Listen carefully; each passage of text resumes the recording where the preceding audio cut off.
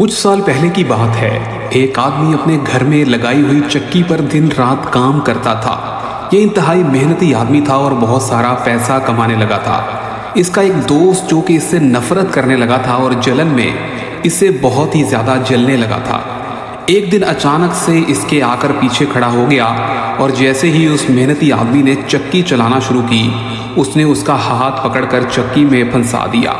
وہ درد سے چیخنے لگا اور مدد کے لیے پکارنے لگا، لیکن پاس موجود اس کا دوست جو اندر سے اس کا دشمن تھا، اس نے اس کی ذرا بھی مدد نہ کی تھی اور اس سے نفرت کرنے لگا تھا اور ہنسنے لگا، اور ہنستے ہنستے اس نے دروازہ بند کر دیا اور جا کر باہر کھڑا ہو گیا، اور اسی کی کچھ دیر بعد بہت زور زور سے آوازیں آنے لگی۔ وہ محنتی آدمی کا ہاتھ اور وہ مکمل طور پر خود چکی میں پھنس چکا تھا۔ چکی کے شور کے اندر وہ پسنے لگا تھا اور آدمی خون میں لت پت تڑپ رہا تھا۔ مرتے وقت اس کی آخری آواز گونج اٹھی اور کہنے لگا، میں اپنا بدلہ لینے واپس ضرور آؤں گا۔ کچھ سالوں کی بات ہے کہ اس کے بعد یہ وقت گزر گیا اور سن 1999 آ گیا۔ گاؤں میں خوف کی افواہیں پھیل چکی تھیں اور اکثر لوگ تو یہ کہتے تھے کہ اس پرانی چکی والے گھر میں ایک بہت خطرناک بھوت رہتا ہے۔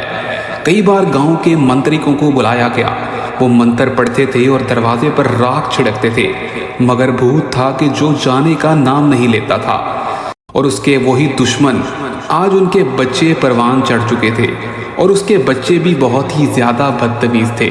وہ ان سب جنوں بھوتوں کی باتوں کو مذاق سمجھتے تھے اور کہتے تھے کہ یہ سب جھوٹ اور فراڈ ہے، کوئی بھوت ووت نہیں ہے اس گھر میں۔ ایک رات وہ ضد میں اس بھوتیا گھر میں جا پہنچے۔ اندر پرانی چکی بند ہونے کے باوجود خود بخود ہلنے لگی تھی۔ کمرے کی ہوا اچانک سے ٹھنڈی ہو گئی اور بوجھل ہو چکی تھی۔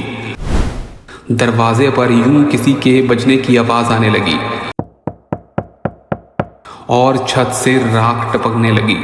باہر ان کا باپ بھی موجود تھا۔ کچھ دیر انتظار کرنے کے بعد اس نے سوچا کہ بچے واپس کیوں نہیں آئے، اور یہ وہی گھر تھا جو بھوتیا گھر تھا، جہاں پر اس شخص نے اپنے دوست کو چکی میں پیس دیا تھا۔ اور اب وہ کہاں ہوگا؟ اس نے وہم و گمان میں بھی نہیں سوچا تھا کہ وہ تو مر گیا ہوگا اور اس کی روح بھی کہیں ختم ہو گئی ہوگی۔ اور اس نے پھر یوں ہمت کر کے جیسے ہی گھر میں قدم رکھا، اچانک سے اندھیرا چھا گیا۔ گھر ایک خوف کا بھوت نما گھر بن گیا۔